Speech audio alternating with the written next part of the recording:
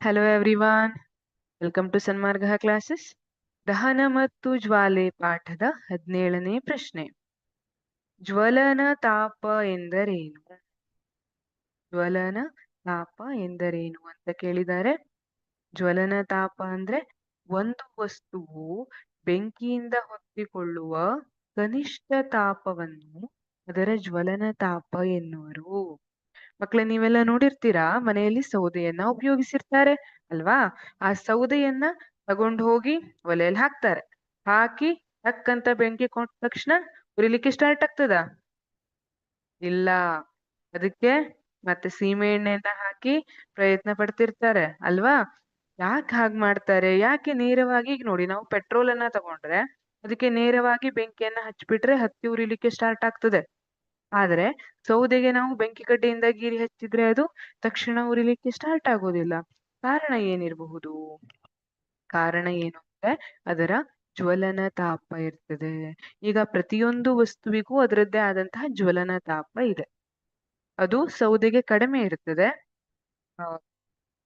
ಜ್ವಲನ ತಾಪ ಸೌದೆಗೆ ಜಾಸ್ತಿ ಇರ್ತದೆ.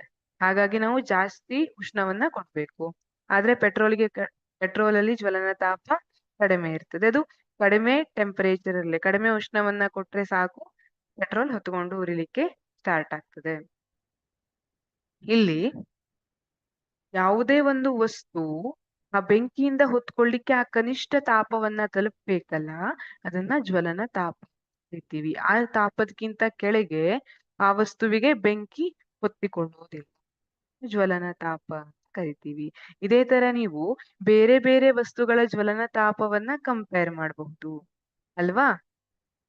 ಈಗ ಪೆಟ್ರೋಲ್ ಅನ್ನ ಉದಾಹರಣೆಯಾಗಿ ಕೊಟ್ಟೆ, ಅದೇ ತರ ಡೀಸೆಲ್ ಅನ್ನ ತಗೋಬಹುದು, ಸೌದೆಯನ್ನ ತಗೋಬಹುದು. ಬೆರಣಿ ಅಂತ ಕೇಳಿದ್ದೀರಾ? ಬೆರಣಿಯನ್ನ ಕೂಡ ಉದಾಹರಣೆಯನ್ನಾಗಿ ತಗೋಬಹುದು. ಬೆರಣಿ ಮತ್ತೆ LPG ಯನ್ನ ಕನ್ಸಿಡರ್ ಮಾಡಿ. ಯಾವುದರ ಜ್ವಲನ ತಾಪ ಕಡಿಮೆ ಇದೆ? ಹೌದು, LPG ಯ ಜ್ವಲನ ತಾಪ ಕಡಿಮೆ ಇದೆ. LPG ಗೆ ಬೆಂಕಿಯ ಕಿಡಿ ತಾಗಿಸಿದ ತಕ್ಷಣ ಬೆಂಕಿ ಹೊತ್ತುಕೊಂಡು ಉರಿಲಿಕ್ಕೆ ಸ್ಟಾರ್ಟ್ ಆಗ್ತದೆ. ಇದು ಜ್ವಲನ ತಾಪವನ್ನ ಹೇಳುವಂತದ್ದು. ಹಾಗಾಗಿ ಜ್ವಲನ ತಾಪ ಅಂದ್ರೇನು ಅಂದ್ರೆ ಒಂದು ವಸ್ತುವು ಬೆಂಕಿಯಿಂದ ಹೊತ್ತಿಕೊಳ್ಳುವ ಕನಿಷ್ಠ ತಾಪವನ್ನು ಅದರ ಜ್ವಲನ ತಾಪ ಎನ್ನುವರು. Thank you.